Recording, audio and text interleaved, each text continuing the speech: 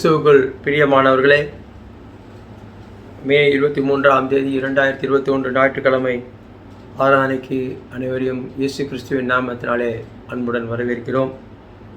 இந்த நாளிலும் நாம் வாரும் தூய ஆவியானவரே எங்களை புதுப்பியும் என்ற சிந்தனையோடு இந்த ஆராதனையிலே பங்கு கொள்ள நாங்கள் உங்களை அழைக்கின்றோம். இந்த ஆராதனைக்கு ஆரம்பமாக ஜெபம் செய்வோம். எங்களை அதிகமாய் நேசித்து வழிநடத்துகின்ற எங்கள் அன்பின் பரமபிதாவே, இந்த காலை வேலைக்காக நமக்கு நன்றி செலுத்துகின்றோம். ஆண்டவரே, இந்த நாள் ஞாயிறு காலை ஆராதனையிலும் உம்மை துதித்து உம்முடைய நாமத்திற்கு மகிமை சேர்க்கின்ற ஸ்லாக்கியங்களை பாக்கியங்களை நீங்கள் தந்திருக்கின்றீர். அதற்காக நன்றி செலுத்துகின்றோம். இந்த ஆராதனையில் பங்கு கொள்கின்ற ஒவ்வொருவரையும் பேர் பேராக ஆசீர்வதியும், அதற்கேற்ற ஆசீர்வாதங்களை கட்டளையிடும். உங்களுடைய இரத்த கோட்டைக்குள்ளே வைத்தவர்களை பாதுகாத்துக்கொள்ளும். உடைய பரிசுத்தாவின் அபிஷேகத்தினால் நிரப்பியங்களை வழிநடத்த வேண்டுமாய் இயேசு கிறிஸ்துவின் இனி நாமத்தில் கெஞ்சி மண்டாடுகின்றோம் நல்ல பிதாவே, ஆமேன். இப்பொழுதும் இந்த நாளுக்குரிய வேத பகுதிகளை வாசிக்க கேட்போம். பயில்விக்கும் மன்னாவிலிருந்து யோவான் 16 அதிகாரம் 8 வசனம். யோவான் 16 அதிகாரம் 8 வசனம். அவர் வந்து பாவத்தை குறித்தும் நீதியை குறித்தும் நியாய தீர்ப்பை குறித்தும் உலகத்தை கண்டித்து உணர்த்துவார். இந்த நாளின் செய்திக்கு ஆதாரமாக ஒரு பாடலை ஆவியானுடைய ஒரு மனப்பாட்டிற்காக இணைந்து போவாரும் இறங்கி வாரும் எங்கள் மத்தியிலே ஆவியின் வரங்களினால் என்னையும் நிரப்பிடுமே. ஆவியின் வரங்களினால் என்னையும் நிரப்பிடுமே.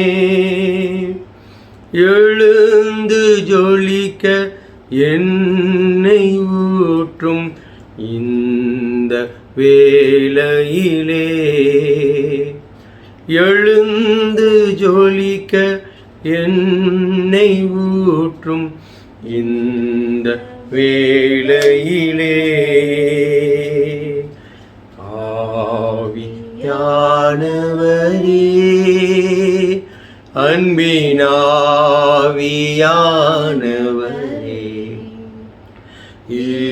இப்போவாரும் இறங்கி வாரும் எங்கள் மத்தியிலே.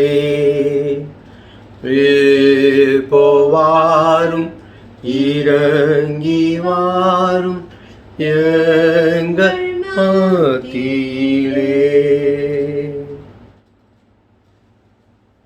இந்த காலை வேளையிலே நாம் தெரிந்து கொள்ளப்பட்ட வேத பகுதி வாரும் தூய ஆவியானவரே எங்களை புதுப்பியும் என்ற தலைப்பின் கீழ் வாசிக்க கேட்ட யோவான் 16 அதிகாரத்திலே முக்கியமான வசனமாகிய 8 வசனத்திலே பரிசுத்த ஆவியானவர் வந்து பாவத்தை குறித்தும் நீதியை குறித்தும் நியாய தீர்ப்பை குறித்தும் உலகத்தை கண்டித்து உணர்த்துவார். அங்கே அதற்கு முந்தின பகுதியிலே நாம் பார்க்கின்ற பொழுது, இப்பொழுது நான் என்னை அனுப்பிய இடத்தில் போகிறேன், எங்கே போகிறேன் என்று உங்கள் ஒருவனும் என்னை கேட்கவில்லை.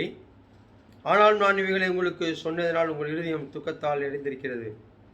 நான் உங்களுக்கு ஒரு உண்மையை சொல்கிறேன், நான் போகிறது உங்களுக்கு பிரயோஜனமாயிருக்கும். நான் போகாதிருந்தால் தேற்றரவாளன் உங்களிடத்தில் வரார். நான் போவேனேயாகில் அவரை உங்களிடத்திற்கு அனுப்புவேன் என்று சொன்ன இயேசு கிறிஸ்து அவர்களிடத்திலே சீசர்கள் மத்தியிலே அவர் வந்து பரிசுத்த ஆவியானவராகிய தேற்றரவாளன் வந்து பாவத்தை குறித்தும் நீதியை குறித்தும் நியாய தீர்ப்பை குறித்தும் உலகத்தை கண்டித்து உணர்த்துவார். ஏனென்றால் அவர் உயிரோடு இருக்கின்ற வேளையிலே சரீரத்தில் இருக்கின்ற காணப்படும் பொழுது ஏதாவது ஒரு இடத்தில் மாத்திரமே அவரால் வியாபிக்க முடியும். அனைத்து காரியங்களையும் அறிந்து வைத்திருந்தாலும் அவர் மேலே சென்று மரித்து உயிர்த்து மேலே சென்று 40 நாள் சீசர்களுக்கு காட்சியளித்து அவர்களை தேற்றினார். அவருடைய மனக்லேசங்களை சந்தேகங்களை எல்லாம் போக்கினார். 50வது நாளிலே மேல் வீட்டறையிலே 120 பேர் சீசர்கள் கூடி ஜெபித்த பொழுது அங்கே பரிசுத்த ஆவியானவர் அங்கே வழங்கப்பட்டார். அதுதான் அது பெந்தேகோஸ்தே நாள். பெந்தேகோஸ்தே 50வது நாள் பரிசுத்த ஆவியானவர் அருளப்பட்ட நாள். உயிர்த்தெழுந்து 50வது நாளிலே அவர்களுக்கு அருளப்பட்ட நாள் தான் பெந்தேகோஸ்தே நாள் என்று சொல்லப்படுகின்றது. அவர் வந்து பரிசுத்த ஆவியானவர் வரும்பொழுது எங்கும் வியாபித்திருக்க முடியும். எல்லா நாடுகளிலும், எல்லா மனிதர்களிடத்திலும், எல்லா இடங்களிலும், எங்கும் சரீரத்திலே காணப்படும் பொழுது அது நமக்கு பிரயோஜனமாக இருக்காது என்று அந்த வேதவசனம் சொல்லப்படுகின்றது. நான் போகிறது உங்களுக்கு பிரயோஜனமாக இருக்கும். நான் போகாதிருந்தால் தேற்றரவாளன் என்ன செய்ய மாட்டாராம், உங்களிடத்தில் வரார். நான் போனால்தான், நான் போய் அவரை உங்களிடத்திற்கு அனுப்புவேன். அப்போ தான் அவர் வந்து நம்மளை என்ன செய்வாராம். அங்கே 3 காரியங்கள் சொல்லப்படுகின்றது. பாவத்தை குறித்தும், நீதியை குறித்தும், நியாயத்தீர்ப்பை குறித்தும் உலகத்தை கண்டித்து உணர்த்துவார். அவரை ஏற்றுக்கொண்டவர்கள், பரிசுத்த ஆவியானுடைய அபிஷேகத்தை பெற்றுக்கொண்டவர்கள் என்ன செய்வார்களாம், புதுப்பிக்கப்படுவார்கள். ஒரு புது அவதாரம், ஒரு புது பலன் கிடைக்கும். அந்த ஒவ்வொரு வசனத்திற்கும் அந்த அடுத்தடுத்த வசனங்களிலேயே அங்கே அழகாக விளக்கத்தை அங்கே யோவான் அழகாக பதித்து வைத்திருக்கின்றார். அங்கே பார்க்கின்ற பொழுது 9ஆம் வசனம், அவர்கள் என்னை விசுவாசியாதபடியினாலே பாவத்தை குறித்து. ஏன் பாவத்தை குறித்து அங்கே கண்டித்து உணர்த்துவார்? முதலாவதாக பரிசுத்த ஆவியானவர் பாவத்தை குறித்து கண்டித்து உணர்த்துவார். காரணம் என்ன? அவர்கள் 9ஆம் வசனம், என்னை விசுவாசியாதபடியினாலே.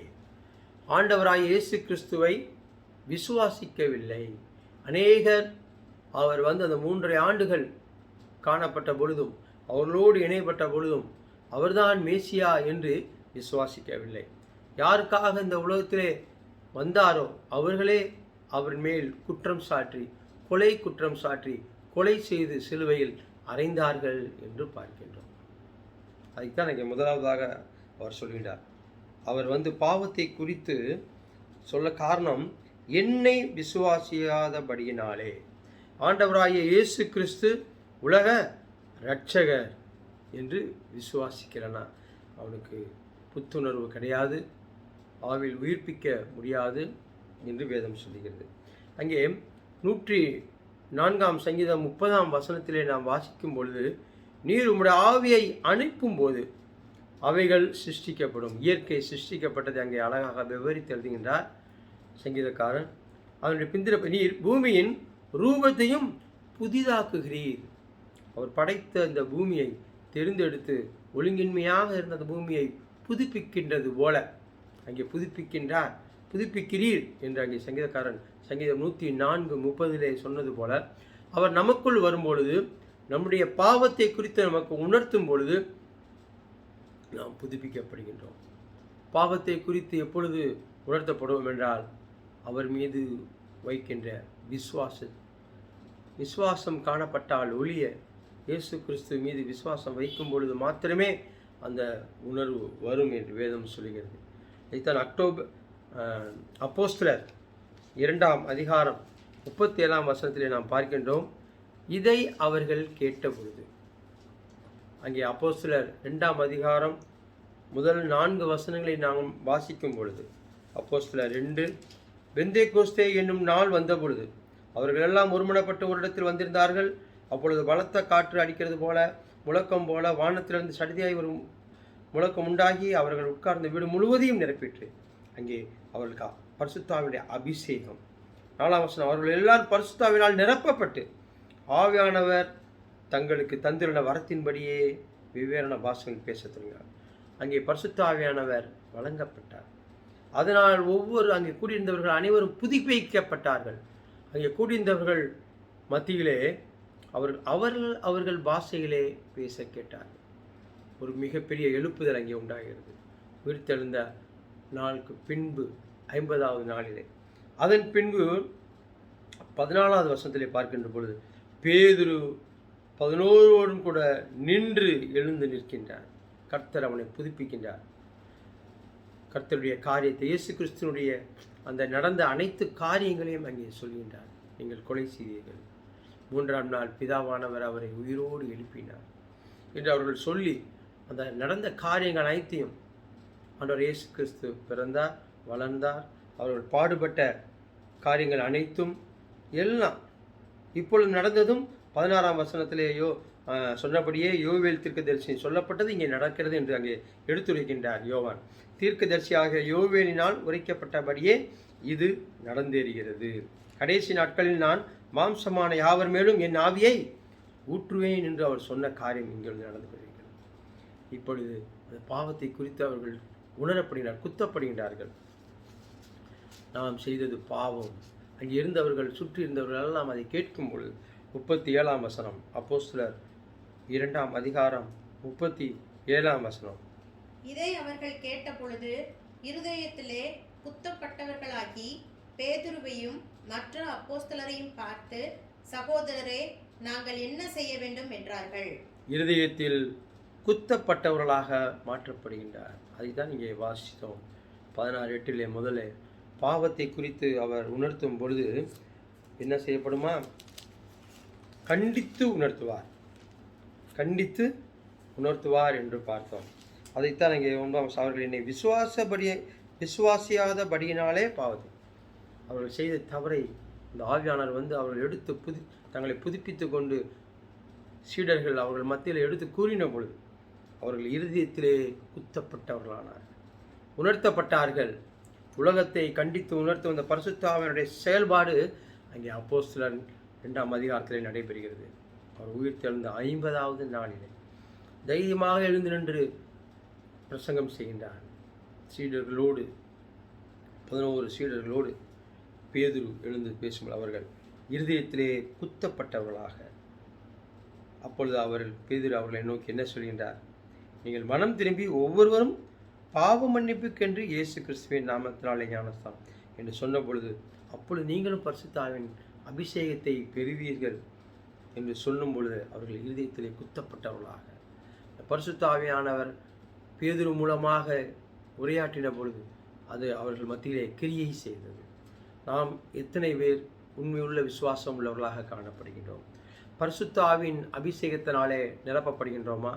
பரிசுத்த ஆவியானவருடைய வழிநடத்தல் நம்முடைய வாழ்விலே காணப்படுகின்றதா?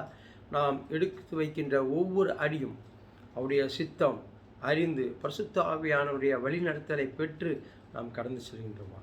அதை குறித்து அங்கே உணர்த்துகின்றார். பாவத்தை குறித்து கண்டித்து உணர்த்துகின்றவராக காணப்படுகின்றார். ஏனென்றால் விசுவாசிக்க வேண்டும். யோவான் 3ஆம் அதிகாரம் 18ஆம் வசனத்திலே, அவரை விசுவாசிக்கிறவன் ஆக்கினைக்குள்ளாக தீர்க்கப்படான். அவர் விசுவாசித்தோம் என்றால் ஆக்கினை தீர்ப்பிலிருந்து நம்மை காத்து கொள்ள முடியும், நித்திய ஜீவனை பெற்றுக்கொள்ள முடியும். இதுதான் முதலாவதாக நாம் பார்க்கின்ற காரியம். நாம் நித்திய வாழ்வினை பெற வேண்டும், அவரை விசுவாசிக்க வேண்டும். அப்பொழுது என்ன செய்ய வேண்டும்? பரிசுத்த ஆவியின் அபிஷேகத்தை பெற்றுக்கொள்ளும். அவர் வரும்பொழுது, பரிசுத்த ஆவியானவர் நமக்குள் வரும்பொழுது பாவத்தை குறித்து நமக்கு கண்டித்து உணர்த்துவார். என்ன பாவம்? அவிசுவாச காரியங்கள், அவிசுவாச செயல்கள். இந்த நாட்களிலும் நாம் அநேக வேளைகளில் பயந்து காணப்படுகின்றோம். பயம் அவிசுவாசத்தை கொண்டு வரும், அது அவிசுவாசத்தின் ஒரு காரியமாக காணப்படுகின்றது என்று வேதம் சொல்கிறது. இரண்டாவதாக அங்கே பார்க்கின்றோம், பரிசுத்த ஆவியானவர் நீதியை குறித்து கண்டித்து உணர்த்துவார். பரிசுத்த ஆவியானவர் எதை குறித்து கண்டித்து உணர்த்துவார்? அந்த 16 நீதியை குறித்து கண்டித்து உணர்த்துவார். அதற்கு சரியான பதிலை ஆண்டவராக இயேசு கிறிஸ்துவ இங்கே யோவான் 16:10 சொல்கிறார். நீங்கள் இனி என்னை காணாதபடிக்கு நான் என் பிதாவினிடத்திற்கு போகிறபடியினாலே நீதியை குறித்தும். இரண்டாவது, நீதியை குறித்து கண்டித்து உணர்த்துகின்ற இயேசு கிறிஸ்து அதற்கு விளக்கம் தருகிறார். நீங்கள் இனி என்னை காணாதபடிக்கு நான் என் பிதாவினிடத்திற்கு போகிறபடியினால் நீதியை குறித்தும். நீதியாகிய இயேசு கிறிஸ்து அவர் நீதிபரர். இயேசு கிறிஸ்து நீதிபரர். அவரை நாம் காண முடியும். அவர் இருந்தவரை அநேக இடங்களிலே தீர்க்க தரிசன வசனங்களை எடுத்து கூறி வழிநடத்தி அநேக ஆத்துமாக்களை ஆதாயப்படுத்தினாலும் இன்னும் அவர்கள் அவிசுவாசியாக காணப்பட்டதனாலே தான் பரிசுத்த ஆவியானவர் உங்களை அந்த அவிசுவாசத்தை நீக்குவார். அடுத்தது நீதியை குறித்து கண்டித்து உணர்த்துவார். என்னை குறித்ததான அனைத்து செயல்பாடுகளும் அதுக்கு பிற்பாடு தான் நீங்கள் உண்மையான காரியம் என்பதை நீங்கள் அறிந்து கொள்வீர்கள். வரும் காரியங்களை குறித்து நீங்கள் அறிந்து கொள்வீர்கள் என்று அங்கே எடுத்துக் கொள்கின்றார். பரிசுத்த ஆவியானவர் வரும்போது நீதியை குறித்து நமக்கு கண்டித்து உணர்த்துகின்றவராக காணப்படுகின்றார். காரணம், அங்கே யோவான் 1:10 அவர் உலகத்தில் இருந்தார், உலகம் அவர் மூலமாய் உண்டாயிற்று, உலகமோ அவரை அறியவில்லை. நீதிபரராகிய இயேசு கிறிஸ்துவை அறியவில்லை. அதை அறிந்து கொள்ள பரிசுத்த ஆவியானவர் அவர்களுக்கு சாட்சிகளை ஏற்படுத்துவார். நீங்களே சாட்சிகள் என்று வேதம் சொல்கிறது. பரிசுத்த ஆவி நமக்குள் வரும்பொழுது நாம் எழுந்து பிரகாசிக்கின்ற ஒளியாக யோவான் ஸ்நானனை போல அவரின் காலங்களில் எல்லாம் பரிசுத்த ஆவியானவர் வழங்கப்படவில்லை. ஆனால் நாம் அப்படிப்பட்ட வாக்கியங்களை, ஆசீர்வாதங்களை, வாக்கியங்களை பெற்றிருக்கின்றோம். நாம் எழுந்து பிரகாசிக்க வேண்டும். யோவான் 16:13 வாசிக்கும் பொழுது, இதே யோவான் 16:13 சத்திய ஆவியாகிய அவர் வரும்போது சகல சத்தியத்திற்குள்ளும் உங்களை நடத்துவார். அவர் தம்முடைய சுயமாய் பேசாமல் தாம் கேள்விப்பட்டவைகள் யாவையும் சொல்லி வரப்போகிற காரியங்களை உங்களுக்கு அறிவிப்பார். சத்திய ஆவியாகிய அவர் பரிசுத்த ஆவியானவர் பெயர். தேற்றரவாளன், சத்திய ஆவி அநேக சொன்னாலும் சகல சத்தியத்திற்குள் உங்களை நடத்துவார். அவருடைய பரிசுத்த ஆவியின் அபிஷேகம் பெற்றவர்கள் தான் தங்களுடைய மக்களை, மந்தையை, திருச்சபையை சத்தியத்திற்குள் நடத்துவார்கள். சத்தியத்தையும் அறிவீர்கள், சத்தியம் உங்களை விடுதலையாக்கும். சத்தியம் யாரு? ஆண்டவராய் இயேசு கிறிஸ்து. நீதிபரர், நீதியை குறித்து கண்டித்து உணர்த்துவார் என்று சொல்லப்பட்டிருக்கிறது. சத்தியமாய் இயேசு கிறிஸ்துவை நாம் விசுவாசிக்கும் பொழுது சத்தியத்தையும் அறிவீர்கள், சத்தியம் உங்களை விடுதலையாக்கும். குமாரன் உங்களை விடுதலையாக்கினால் மெய்யாகவே விடுதலையாக. சத்தியம்தான் குமாரன். அவர் நம்மை விடுதலையாக்கினால் மெய்யான விடுதலை. அந்த சத்தியமே இந்த வேத வசனம் என்று வேதம் சொல்கிறது. சத்தியமே நமக்கு இந்த நாளிலே இந்த வார்த்தைகளின் மூலமாக நமக்கு பாதை காட்டுகின்றதாக காணப்படுகின்றது. எனவேதான் நான் சொன்னேன், முதலாவதாக சொன்னேன், பரிசுத்த ஆவியானவர் நம்மை பாவத்தை குறித்து கண்டித்து உணர்த்தி நம்மை சரியான பாதையிலே, விசுவாச பாதைகளை நடத்தி செல்வார். அதனால தான் விசுவாச வீரர்கள் என்ற ஒரு பெரிய பட்டியலே காணப்படுகின்றது. பரிசுத்த ஆவியானவர் வந்து நமக்கு அனைத்தையும் போதிப்பார். இரண்டாவதாக பரிசுத்த ஆவியானவர் நீதியை குறித்து கண்டித்து உணர்த்துவார். இந்த நீதியை அறிக்கை செய்கின்றார். யார்?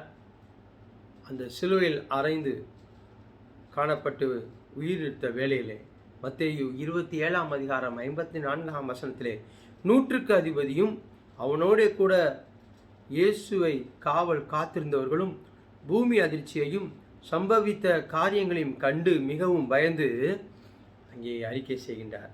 மெய்யாகவே இவர் தேவனுடைய குமாரன் என்றார்கள். நீதிபரர், தேவனுடைய குமாரனாகிய இயேசு கிறிஸ்து நீதிபரர் என்று அங்கே அறிக்கை செய்யப்படுகிறது. அந்த பரிசுத்த ஆவியானவர் சவுல் கிறிஸ்தவர்களை துன்புறுத்தும் பொழுது, தமஸ்குவுக்கு சொல்லும் பொழுது வந்து அவனையும் புதுப்பிக்கின்றார்.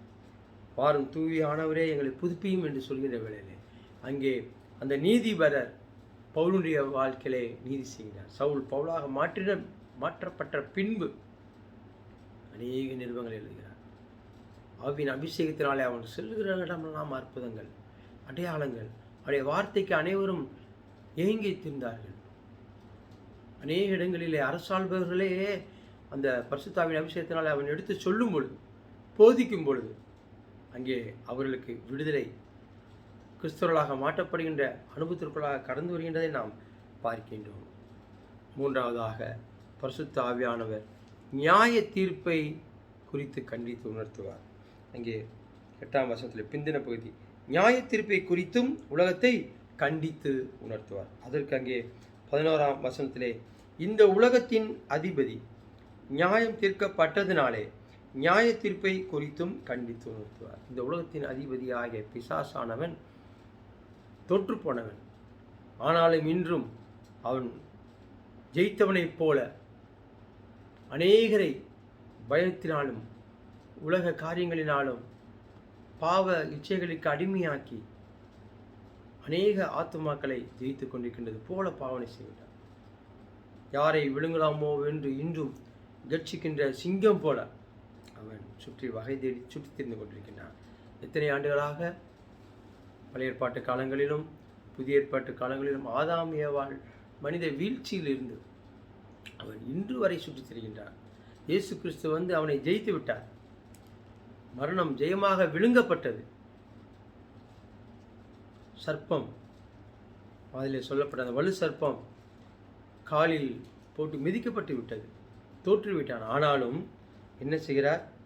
அதை குறித்தும் கண்டித்து உணர்த்துகின்றார். ஏனென்றால் வருகின்றவர்கள் இந்த பரிசுத்தாவின் அபிஷேகத்தினாலே பெறும் பொழுது, நிறைவை பெறும் பொழுது மாத்திரமே பிசாசின், உலகத்தின் அதிபதி ஆகிய பிசாசின் செயல்களிலிருந்து நம்மை விடுவிக்க முடியும்.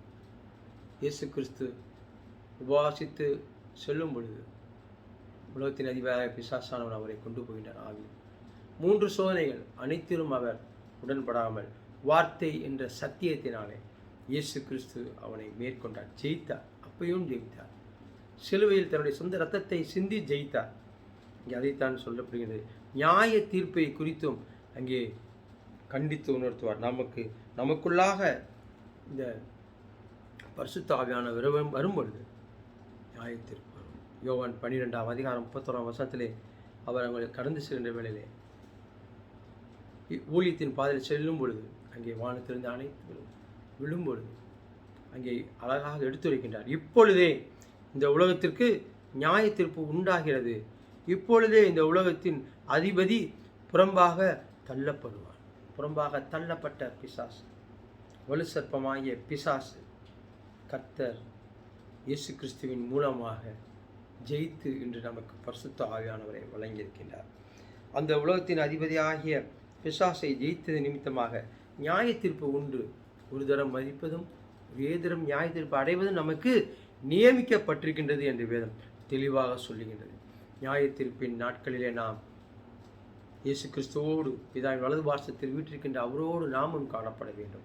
சிங்காசனத்திற்கு முன்பாக அவரோடு பரலோகத்திலே அல்லேலூயா ஸ்தோத்திரம், அல்லேலூயா அல்லேலூயா, பரிசுத்தர் பரிசுத்தர் பரிசுத்தர் என்று நாம் பாடுகின்ற வாக்கியங்களை பெற்றுக்கொள்ள வேண்டும். அதற்கு பரிசுத்த ஆவியானவர் நமக்குள் வந்து நம்மை புதிதாக்க வேண்டும், தூய்மைப்படுத்த வேண்டும். நான் பரிசுத்தர், எனவே நீங்களும் பரிசுத்தராக இருங்கள் என்று சொன்னது போல பரிசுத்த ஆவியானவர் நம்ம இடத்தில் வரும்பொழுது வேத வார்த்தைகளை தியானிக்கின்ற பொழுது நாம் பரிசுத்தமாக்கப்படுகின்றோம் என்று வேதம் சொல்கிறது. 4ஆவதாக ஒரே ஒரு காரியம், சொல்லப்படாத காரியம், பரிசுத்த ஆவியானவர் ரட்சிப்பை வழங்குகிறவர், மீட்பினை வழங்குகிறவர், பாவ மன்னிப்பை நமக்கு வழங்குகின்றவர். அதைத்தான் அங்கே அப்போஸ்தலர் 2ஆம் அதிகாரத்திலே பெந்தேகோஸ்தே நாள் அனுபவத்திற்குள்ளாக வரும்பொழுது பேதுரு எழுந்து அவர்களுக்கு எடுத்து சொல்லும் பொழுது அவர்களிடத்திலே குத்தப்பட்டவர்களாக நாங்கள் என்ன செய்ய வேண்டும் என்று சொன்ன பொழுது, நீங்கள் மனம் திரும்பி ஒவ்வொருவரும் பாவ மன்னிப்புக்கென்று ஞானஸ்தானம் பெற வேண்டும் என்று வேதத்திலே தெளிவாக அங்கே சொல்லி அந்த நாளிலே 3000 பேர் சேர்த்து கொள்ளப்படும். அதிலிருந்து சபை உருவானது. அதன் பின்பு அப்போஸ்தலர்களுடைய உபதேசங்களினாலும் பவுலுடைய நிருபங்களினாலும் அவருடைய உபதேசங்களினாலும் அநேக அற்புதங்களினாலும் அடையாளங்களினாலும் இந்த வார்த்தைகள் எல்லாம் உறுதிப்படுத்தப்பட்டது என்று வேதம் சொல்கிறது. நாமும் என்ன செய்ய வேண்டும்? ரட்சிப்பின் அனுபவத்திற்குள்ளாக கடந்து வர வேண்டும். ரட்சிப்பு என்று சொல்லும் பொழுது பாவம் மன்னிக்கப்பட வேண்டும். நம்முடைய பாவம் மன்னிக்கப்படும் பொழுது நாம் ரட்சிப்பின் அனுபவத்திற்குள்ளாக வளர்ந்து அது ஒவ்வொரு நாளும் வளர்ந்து பெறுகின்ற நிகழ்வாக காணப்பட வேண்டும். ஒவ்வொரு நாளும் வளர்ந்து பெறுகின்ற காரியமாக இது அனைத்தும் பரிசுத்த ஆவியானுடைய வேலையாக காணப்படுகின்றது. பரிசுத்த ஆவியானவர் நமக்குள் வரும்பொழுது மாத்திரமே இப்படிப்பட்ட காரியங்களை நாம் நம்முடைய வாழ்விலே உணர முடியும். அதுதான் பவுல் அழகாக எழுதியிருக்கின்றார். தீத்து, அப்போஸ்தலனாகிய பவுல் தீத்துக்கு எழுதின நிருபத்திலே 3ஆம் அதிகாரத்திலே, நாம் செய்த நீதியின் கிரியைகளின் நிமித்தம் அவர் நம்மை ரட்சியாமல் தமது இரக்கத்தின்படியே மறு ஜென்ம முழுக்கினாலும் பரிசுத்த ஆவியினுடைய புதிதாக்குதலினாலும் நம்மை ரட்சித்தார். பரிசுத்த ஆவியின் அபிஷேகத்தை நாம் பெறும் பொழுது பரிசுத்த ஆவியினுடைய புதிதாக்குதலினாலும் நம்மை ரட்சித்தார். வாரும் தூய ஆவியாரே எங்களை புதுப்பியும் என்று ஒவ்வொரு நாளும் அனுதினமும் அதிகாலை எழுந்திருத்து நாம் கேட்க வேண்டும் என்ற நோக்கோடு இந்த நாளிலே இந்த தலைப்பு நமக்கு கொடுக்கப்பட்டிருக்கிறது. பரிசுத்த ஆவியினுடைய புதிதாக்குதலினால் நாம் என்ன செய்கின்றோம்? நாம் ரட்சிப்பை அடைகின்றோம், மீட்பை அடைகின்றோம். அதனால் பாவ மன்னிப்பு நிச்சயத்தை பெற்றுக்கொண்டு பரலோக வாழ்வினை காணக்கூடிய இயேசு கிறிஸ்துவோடு என்றும் நிலைத்திருக்கக்கூடிய வாழ்வினை நித்திய பேரின்ப வாழ்வினை பெறுகின்றது, எந்த விதமான சந்தேகம் இல்லை என்று சொல்கிறது. எபேசியர்கள் நிறுவத்திலே பவுல் சொல்கின்றார், கிருபையினாலே ரட்சிக்க, நம்முடைய சொந்த கிரியைகள் அல்ல. பரிசுத்த ஆவியின் அபிஷேகத்தை பெறும்பொழுது நாம் கண்டித்து உணர்த்தப்படுவோம். எதை குறித்து? பாவத்தை குறித்தும் நீதியை குறித்தும் நியாய தீர்ப்பை குறித்தும் கண்டித்து உணர்த்தப்படும் பொழுது நாம் ரட்சிக்கப்படுவோம். கிருபையினாலே, இயேசு கிறிஸ்துவனுடைய கிருபையினாலே நாம் ரட்சிக்கப்படுவோம். உன்னதங்களிலே அவரோடே கூட உட்காரவும் செய்தார். அந்த ரட்சிப்பு நமக்கு எவ்வளவு பெரிய பாக்கியம் பாருங்கள். கிருபையினாலே விசுவாசத்தை கொண்டு ரட்சிக்கப்பட்டீர்கள். இயேசு கிறிஸ்துவை விசுவாசித்து ரட்சிப்பின் அனுபவத்திற்குள்ளாக வரும்பொழுது இது உங்களால் உண்டானதல்ல, இது தேவனுடைய ஈவு என்று. எனவே இந்த காலை வேளையிலே நாம் பரிசுத்த ஆவியினுடைய அபிஷேகத்தை நாம் பெறும்பொழுது நாம் புதிதாக்கப்படுவோம். நாம் புதிதாக்கப்படுகின்ற வேளையிலே நீதிமான்களாக்கப்பட்டு அவருடைய கிருபையினாலே தீத்து 3ஆம் அதிகாரம் 5 முதல் 8 வரை வாசித்து பார்ப்பீர்கள் என்றால் அனைத்தும் நமக்கு நன்மைக்கு எதுவாக நடைபெறுகின்றது. அவருடைய சுதந்திரவாளியாக மாற்றப்படுகின்றோம். இந்த வார்த்தை உண்மையுள்ளது என்று சொல்லப்படுகின்றது. அங்கே தேவனிடத்தில் விசுவாசம் உள்ளவர்கள் நற்கிரிகளை செய்ய ஜாக்கிரதையாக இருக்கும்படி நீங்களை குறித்து திட்டமாய் போதிக்க வேண்டும் என்று விரும்புகிறேன் என்று அங்கே அப்போஸ்தலனாகிய பவுல் எழுதுகிறார். இவைகளே நன்மையும் மனுஷருக்கு பிரயோஜனம். நாம் இந்த உலகத்திலே பிரயோஜனமான காரியங்களை நாம் சிந்திக்கின்றோமா? ஒரு நாளிலே நாம் கொடுக்கப்பட்டுள்ள 24 மணி நேரத்திலே எவ்வளவு நேரம் செலவழிக்கின்றோம்? எனவே இந்த காலை வேளையிலே யோவான் 16:8 சொன்னது போல பரிசுத்த ஆவியானவர் வந்து நம்மை பாவத்தை குறித்தும் நீதியை குறித்தும் நியாய தீர்ப்பை குறித்தும் உலகத்தை கண்டித்து உணர்த்துவார் என்று சொன்னது போல, அங்கே பேதுரு எழும்பினது போல எழுந்து நாமும் அநேக இடங்களில் சுவிசேஷம் ஊழியம் பண்ணும் பொழுது கண்டித்து உணர்த்துவார். அநேகரை எழுப்புவார். பாவம் மன்னிப்பு நிச்சயத்திற்கென்று அவர்களை நம்முடைய மந்தையிலே சேர்க்க அவர் பரிசுத்த ஆவியானவர் கிரியை செய்வார் என்பதிலே எந்த விதமான சந்தேகமும் இல்லை. வாரும் தூய ஆவியானவரை எங்களை புதுப்பிக்கும். கர்த்ததாமே இந்த திருவசனங்களை ஆசீர்வதித்து தருவாராக. ஆமென். ஜெபம் செய்வோம்.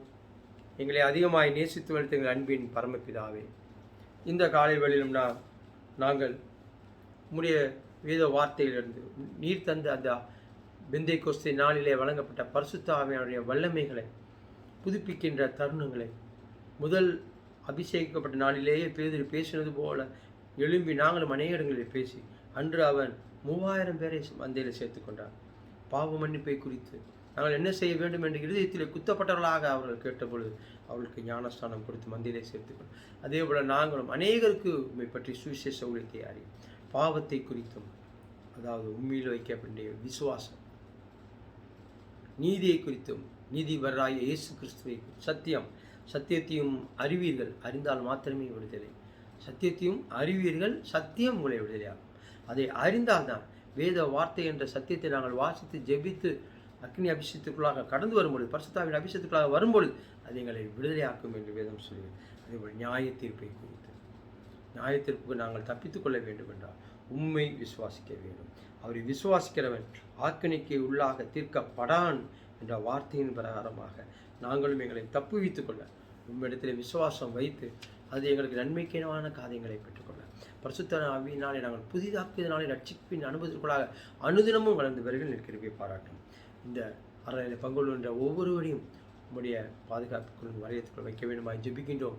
இந்த நாட்களில் அந்த கொள்ளை நோயின் மூலமாக வருகின்ற அனைத்து தீங்கான காரியங்களிலிருந்தும் உம்முடைய வார்த்தையின் மூலமாக எங்களை பாதுகாத்துக் கொள்ள வேண்டுமாய் ஜெபிக்கின்றோம்.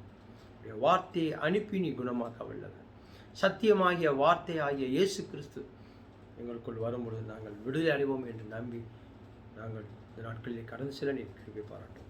மீதான வேலைகளும் நீர் பொறுப்படுத்திக் கொள்ளும்.